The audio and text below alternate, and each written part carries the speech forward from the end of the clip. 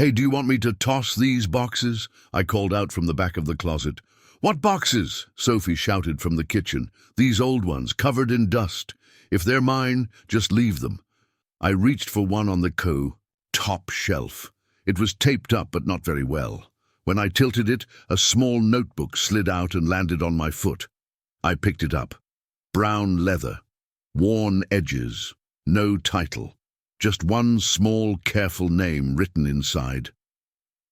Sophie. I stood there for a second. Thumb on the edge of the first page. "Babe," she called. "Do you want tea?" "Yeah, just a minute." I opened it. Page 1 was harmless.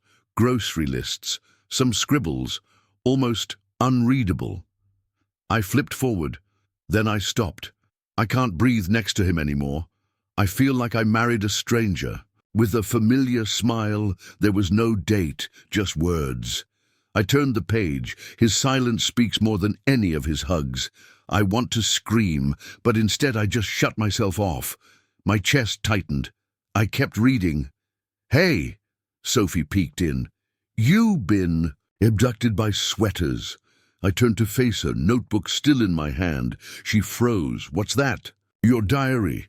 She stepped into the room. "Why are you holding that?" "It fell out," I said. "I didn't mean to read it." "But you did," she said. "You wrote things about me, Sophie, things I don't even know how to process." "Right now," she crossed her arms. "That's private. You wrote about how dead I make you feel, how you count the minutes until I leave the room. It's how I felt. I've been trapped in this routine, in this fake perfection." "That's not fake to me," I said. "This life we built, I gave it everything." "And I didn't," she snapped. "I wash your clothes, I sit through awkward dinners. I pretend we're fine when I haven't felt fine. In months. You couldn't just talk to me." "I did," she said, "but your face never changed. You always acted like everything was okay." "So you wrote it all down instead?" "Yes," she said softly, "because I knew you wouldn't listen the real way." "And what's the real way, Sophie? Making me read about how much you wish we never got married." She looked down. "I didn't mean all of it. Sometimes I just needed to get it out." "You said I drain the life out of a room when I walk in." She didn't speak. "You said I kiss you like I'm half asleep. That when you talk, I don't really hear you." Her voice shook. "Is it not true?" I stared at her. "You made me believe we were okay, that we were growing, even during the quiet parts. We weren't growing. We were stiff, stuck. I lost myself in this house." "Then leave," I said. "But don't make me the villain in your journal." She stepped forward. "I didn't mean for you to find it. You didn't mean for me to feel it either. But guess what? I feel every sentence now." She reached for the notebook. I held it out to her. "Take it. But you can't take back the words." She grabbed it and cradled it like something sacred. "I'm sorry," she whispered. "No," I said. "You're sorry I saw it, not sorry you wrote it." She didn't answer that.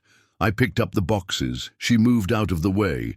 "You don't want to talk more?" she asked. "There's nothing left to say. You already said it all." I sat on the edge of the bed, the walls too quiet around me. The box with her notebook was back in the closet, but my head still read every page. How many nights had she smiled at me after writing those words? How many mornings did she act like we were okay while thinking I was the worst part of her life? My phone buzzed. It was Liam. "How's the weekend going, man? Still on for lunch tomorrow?" I stared at his name. Then I looked back at the closet L. That's what she called him in the diary. I opened the notebook again. Page 43. L listens. "He understands when I talk about things I can't say at home." I rubbed my face with both hands. Did she mean him? I called him. "Hey," he answered. "What's up?" "Quick question," I said. "Have you been talking to Sophie behind my back?" His silence dragged. "Liam, it's not like that," he blurted. I didn't give details. He hesitated. "Look, we had a few conversations, that's all." She vented. I listened. "She called you L in her diary. I didn't know she wrote anything. She said you make her feel seen. What does that mean?" "I don't know. Try harder," he sighed. "It didn't start as anything. She messaged me once, months ago. Said she felt alone. I just talked some sense into her. Sense? I told her to talk to you. She said you didn't listen. And you kept replying, I'm your friend, I didn't betray you. You didn't tell me, because I knew how it would sound. No, I said. You knew how it would feel. He exhaled slowly. So, what are you saying? I'm saying I trusted you both. And right now I don't know who disgusts me more. Come on, he said. I didn't steal your wife. I didn't say you did. But maybe you gave her the reason she needed to leave me. I never told her to leave, she wrote. That some nights she wished she could disappear with Elle for just one day. He went quiet again. So you two never met up alone? I asked. No, it was just texts. Was it emotional or was it more? It was never physical, he said. I swear. You sound like someone defending the least awful version of the truth. I made a mistake. I shouldn't have. Replied, you should have shut it down the first time. I didn't want to hurt her feelings. I thought I was helping. You thought wrong. I ended the call and tossed the phone on the bed. Sophie walked in a few seconds later, holding a mug of tea. For you, she said. I'm not thirsty. She set it down on the nightstand. What happened? I called Liam. She didn't react. Anything you want to say? I asked. I already told you it was nothing. No, you wrote things you didn't say to me, but you said them to him. She looked away. You wanted emotional attention. You got it. You weren't just writing to process your pain. You were building a case against me. That's not true, she said softly. You painted a version of me that only exists in your stories. I didn't mean it like that. You wrote that you felt dead inside every time I kissed you. She blinked fast. I was depressed. I was tired. You were married to me. I didn't think you'd ever read it. That's the part that hurts, I said. You said things you didn't want hidden from yourself. You just didn't want me to hear them. She didn't deny it. Picked up my jacket and slid my phone into my pocket. Where are you going? She asked. Out. Out where? Somewhere that doesn't feel like home anymore. We sat at the dinner table like normal people, forks clinking on plates. Chicken, rice, her favorite wine, my favorite silence. She smiled at me like nothing was broken. How was work? She asked. Fine. That's your answer every time. That's how it is every time. She took another bite and nodded. I watched her chew and wondered how many times she smiled like this. Right after writing, I was killing her spirit inside. You're staring, she said. I was just thinking. About what? About how well you pretend. Her fork stopped midair. Excuse me? I've read every page now. She set her fork down. I told you not everything in there was meant to be taken seriously. You wrote it, Sophie. In your own words, in your own voice. You said kissing me felt like hugging air. She didn't speak. So tell me something, I said. When you smiled at me yesterday, was it real? She slowly pushed the plate away. Why are you doing this again? Because I keep looking back at all your smiles, wondering how many were fake. I was confused. No, you were clear. In the diary, it was me who was confused. You want me to say I'm a monster? Fine, I was wrong. I smiled to keep peace. I smiled because I didn't want to destroy what little normal we still had. Normal doesn't mean lying with your face, I said. I was scared. I felt stuck, and yes, I smiled, so I wouldn't cry. We sat in that thick silence again. I picked up my glass. She reached for her own. Then she said, Do you still love me? I looked across the table. What kind of question is that? An honest one. I don't know if I know how anymore. Her throat moved as she swallowed. So you're really done? I'm tired, Sophie. I'm tired of guessing what's real with you. I want to fix this. How? I asked. With more secrets, more fake smiles. I'll see a therapist. I'll stop writing. I'll delete everything. I'll prove it to you. You already proved something, I said. Just not what you think. She stood up. I did too.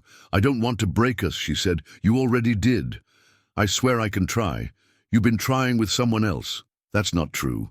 Liam said it wasn't physical. And maybe that part's true, but emotional betrayal is still betrayal. She dropped her head. You told him things you should have told me. You don't listen. I did, I said. You just talked in silence. She stepped closer. I stepped back. I need space, I told her. For how long? I don't know. So what now? You move out? Maybe. Maybe just the couch. She turned away, walked to the sink, turned on the tap for no reason. I stood there, still, holding my plate. She didn't cry, just like all those other nights, only now I could see how easy it was for her to fake everything. I sat on the floor with the diary open in front of me. The pages were worn, some stained. I flipped to a random one, page 72. He's always calm, steady, like math. But I don't want math. I want fire. I want someone who breaks the rules just for me. That's L. He listens. My hand trembled. She wanted fire. I gave her stability. She said she was drowning in routine. I called it home. I picked up my phone and called him again. Liam speaking. It's me. He sighed. Man, You lied. He went quiet. You said it was just comfort. But I kept reading. It wasn't just about talking, was it? I didn't touch her. But you touched something, her mind, her trust. She came to me. What was I supposed to do? Ignore her? Yes, she was hurting. And to be honest, so was I. I froze. So was I. He took a breath. I'm not proud. I'm really not. But we bonded. It was two lost people finding comfort. Then why didn't you come to me? You were busy. You always had work, things going on. You never seemed like you wanted to talk. She was my wife. She still is. Not for long, I said. Don't say that. You guys have history. History doesn't matter if the present is a lie. I didn't mean for this to happen. I laughed without humor. You never do, right? You just say yes to temptation until you're deep in it. I never went behind your back physically. You already said that, but what lived in her head was worse. She needed someone to see her, hear her, and I didn't. I expected a pause, a sorry, but all I got was silence. I guess, I said, I was just something you both tolerated between your emotional little sparks. That's not fair. Neither is betrayal. I tried to stay loyal. She pushed the line. And you let her. I didn't want to break you. Then why do I feel like I was just a body filling space in my own house? I'm sorry, he said. Too late. I hung up and stood up from the floor. Sophie was in the hallway holding my hoodie in her arms. You called him again, she said. I had to. What did he say? That my silence made me invisible, that your sadness gave him permission. She didn't even defend him. I'm sorry I let things get that far, she said. You reached for him instead of reaching for me. She clutched the hoodie closer. I felt seen, and I didn't know how to talk to you, not the way he could. You told him about us? Sometimes. You let my best friend into our bedroom without ever unlocking the door. Her voice dropped. I just needed someone. I was someone. You were disappearing, she said. Every week a little more. So you gave my space to him. I didn't cheat. You did, I said. It just didn't leave a mark on your skin. Tears formed in her eyes. I wanted you to find me. I shouldn't have had to, I whispered. Sophie didn't say more. I walked past her. You hate me now, she said. I turned around. No, hate is for people I care about. So we're nothing? I opened the door. I need air. Please, she said. Don't shut me out. I already did the moment you let him in, and then I left, not to escape, but to finally stop pretending I was still wanted in my own home. I didn't sleep that night. I stared at the ceiling while Sophie lay in the other room. I could hear the creak of the floor when she paced. I could hear her breathing through the wall like it was stretched too thin. In the morning, she was waiting, at the kitchen table. I didn't sleep, she said. Me neither. She picked at her nails. We have to talk about this. We already did. No, you yelled. I stayed quiet. That wasn't a conversation. I didn't yell, I said. I finally spoke. Her eyes looked tired. I never wanted it to become what it did. You wanted to be heard, and you were, by someone who wasn't me. You want to know what really happened? She asked. Yes. He was there, that's mostly it. You weren't. And I know that's not fair, but it's the truth. So he wins because I was busy working to keep things together? No. He didn't win. He got the parts of you I never knew were missing. She leaned forward. It's not like that. We never kissed, never touched. You told him things you never told me, because I didn't know how to tell you without breaking you. So you chose to break me silently. She swallowed. I'm ashamed of it. I sat at the counter. Words felt useless now. He said you seemed happy at home, she added. He thought you were okay. I was surviving it, I said. Not enjoying it, there's a difference. She looked stunned by that. You held all your pain inside pages. He listened. I just kept taking it, believing it was love. I lost myself. That's not your fault. But you didn't notice. I did notice. I asked you if you were okay more than once. I said I was fine. You lied. Because I didn't want to hurt you. That's what people say right before they hurt you. She stood up and walked to the sink just to look outside. I told Julia, she said. I paused. Your best friend. She knows now. I told her about the messages, the late-night talks. What did she say? She said I was stupid, that I threw away a solid man for emotional fantasy. She said that? She's not defending me. Good. She turned around. So what now? I don't know. You're going to leave? I haven't decided, she nodded. You going to keep writing about me? I asked. No. You sure? Yes. Because I don't need to find another notebook filled with reasons you can't love me anymore. She walked over. I stopped writing 2 weeks ago. Too late. She reached for my hand. I didn't move. I ruined this, she whispered. Yes. I still love you. I don't know what that means now. We stood there in silence, nothing left between us but truth spilled too late. We sat across from each other at the dinner table again. Same chairs, same plates, no words. The food went cold before either of us tried to eat. Sophie held her fork like she wanted to say something but didn't know how. I spoke first. This feels fake. I know. We're just sitting here pretending. We're trying, she said. No, you're waiting for me to say something kind so you don't have to. She dropped her fork. Do you want me to leave? I don't know what I want, so you're punishing me by staying silent. I'm not punishing you. I'm processing. I look at you and see someone I don't know anymore. Same, I said. You're not the woman I married. I'm still me, she whispered. Not the version I trusted.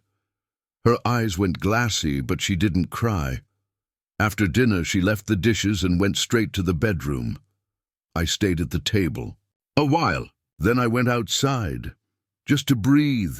That's when Maya called. Hey, she said. You okay? I don't know. You sound different. I feel like I was dropped into someone else's life. You want to talk? I don't want to explode. Then talk to me, she said. Even if it's just 5 minutes. So I did. I told her I found the diary, told her about Liam, told her about the slow silence between walls that used to mean safety. She didn't interrupt, just listened. You didn't deserve that, she said after I finished. I always believed. Love fixed things. I never thought silence would kill it. Because silence isn't empty, she replied. It holds every word someone refused to say. I didn't speak right away. Thank you, I finally said. For what? For hearing me. The next morning, Sophie flipped pancakes in the kitchen. You didn't come back to bed last night, she said without turning around. I was on the couch. That's not what we do. It is now. I miss when you loved me without hesitation. I miss when I had a reason to. She set the spatula down and faced me. Is there someone else? No, her voice cracked. Are you talking to someone? Maya, a co-worker, just talking. That's emotional cheating. she said. I looked her dead in the eyes. Now you understand. She froze, and for the first time, maybe she really did. I sat across from the quietest person in the building. Her nameplate read Dr. Felton, but she told me to call her Grace. "How long have you been feeling like this?" she asked. "Since I opened a book I wasn't supposed to find." "What did you expect to see inside?" "I don't know, maybe something that made me feel loved. And instead, I saw someone ripping me apart piece by piece with a pen." She nodded. "What did you feel after reading it?" "Shame," I said, "but not mine. Hers. That's an important difference." I looked down. "I still wonder if some of it was true." "What if it was?" she asked. "Would that make it fair?" "No, but maybe I should have noticed sooner." "People shouldn't have to guess when someone is in pain," she said. "That's not your failure." When I left the session, something felt different. I didn't walk like I was broken anymore. I walked like I wanted to heal. Back at work, Maya handed me a folder. "You okay?" she asked. "I'm getting there," she smiled softly. "You look lighter." I talked to someone. I could tell. Later that day, a message lit up my phone. "Julia, can we talk?" "It's about Sophie." I called her immediately. "Hey," I said, "what's going on?" "I need to say something," Julia said. "And I should have said it earlier." "Okay." "She lied to me too," she began. "She told me it was just harmless texts, but I saw them once. The way she talked about Liam, it wasn't innocent." "How bad?" "She said she trusted him more than you. Said he got her in ways you never did, and you didn't say anything before." I believed her, but after you came over that day, I started questioning everything. "Why tell me now?" "Because guilt eats people alive, and I didn't want to be another silent villain in your story." I thanked her, and we hung up. That night at home, I walked in and found Sophie on the couch. "You didn't text," she said. "Didn't feel the need." She closed her book. "You're different lately." "I know. There's a wall now." "You built it," I said, "page by page. I miss how you used to hold me." I didn't respond. "I know I hurt you," she whispered, "but I've been hurting too. And you made the choice to hurt me back instead of asking for help." "You make it sound so simple." "No," I said, "you made it complicated." I just finally untangled it. She reached out for my hand. I didn't move. "I want to try," she said. "I don't," I replied. Silence. "You don't want this anymore?" "I want peace. That's something I never had with you." "Not really." She blinked fast. "So that's it?" "No, that's the beginning," I said. "A beginning without lies, without emotional games." "So what happens now?" "I keep healing, with or without you." She didn't cry this time, just nodded, and for once I didn't feel weak for walking away from someone I once begged to keep. I felt powerful. Sophie was waiting at the table when I walked in. She had cleaned the living room. Dinner was on the counter. 2 plates, 2 glasses, 2 people too far apart. "I made your favorite," she said. I took off my jacket but didn't sit. "You didn't have to." "I wanted to." "Why now?" I asked. "I don't know. It felt important." She stood there like she was expecting a last chance. I sat across from her but didn't touch the food. "Something's changed," she said. "Yes. You don't even look at me the same, because I'm not trying to convince myself anymore." "Convince yourself of what?" "That what we had was still alive." She looked down. I watched her eyes. The same eyes I used to dream about coming home to. Now they just felt distant. "You've been quiet lately," she said. "I've been thinking." "About what?" "About who I was, who you loved, or said you did." "I did love you," she whispered. "For a while, maybe."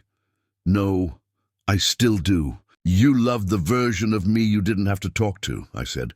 "The one who paid the bills, listened, smiled, said nothing. He was easy." She shook her head. "That's not fair." "No, it's not. But here we are." She looked like she wanted to say more, but the words didn't come. "Can I ask you something?" she finally said. "Yes. What made you stop trying?" "You did," I answered. There was no anger in my voice, just truth. "I showed up every day," I continued, "even when I felt empty, even when you wrote that I made you feel nothing. I blamed you for things I didn't understand," she said. "I was scared to say them out loud, so you wrote them and let Liam carry the weight instead. I didn't mean to fall into that, but you didn't stop." She looked at the wall like it would answer for her. "Do you love him?" I asked. "No. Did you ever?" "I think I loved the version of myself I was when I was with him. That says a lot. I kept waiting for you to get angry," she said, "to yell, to hate me. I don't need to raise my voice, to let go." Tears formed but didn't fall. I thought I had time to fix this. "You had months," I said. "You chose other roads. I didn't know I was losing you." "That's the thing," I said. "You thought I'd stay, no matter what." "I hoped," she whispered. We sat in silence. No longer strangers, just people who knew too much. "I talked to Julia again," I said. Her face tightened. "She finally told me the truth." Sophie wiped her eyes now. "Honesty's heavy, isn't it?" I asked. "I was wrong," she said. About everything." She picked up her fork, set it back down, then looked at me. "Will you stay?" "No." Her lips trembled. "Are you leaving tonight?" "I already did. Weeks ago." She looked down, hands shaking. "I miss you. I miss who I was before." I knew any of this. She opened her mouth, stopped herself, then whispered, "So this is really it?" "This was it when the trust died," I said. She didn't beg, didn't scream, because deep down she knew too. "You were gold," she said, "and I looked for silver." "If that's your way of saying sorry." It came too late.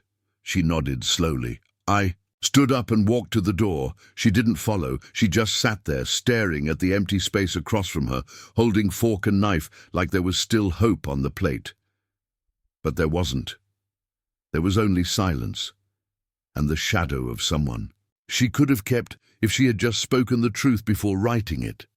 My suitcase was half-zipped. I stood over it, trying to decide if I really needed the hoodie she bought me 2 winters ago.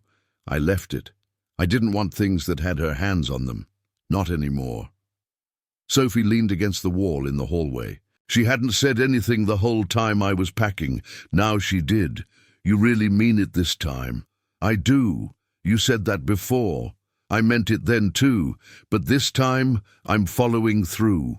She pushed off the wall slowly and walked into the room.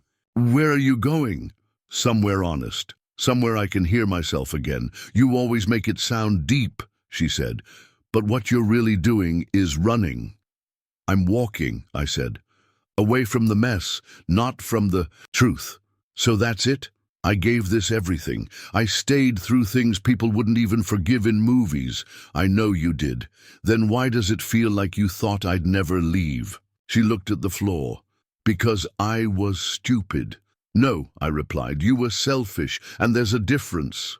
I wasn't in love with Liam, if that's what you still think. I don't care who you were in love with. You just weren't in love with me."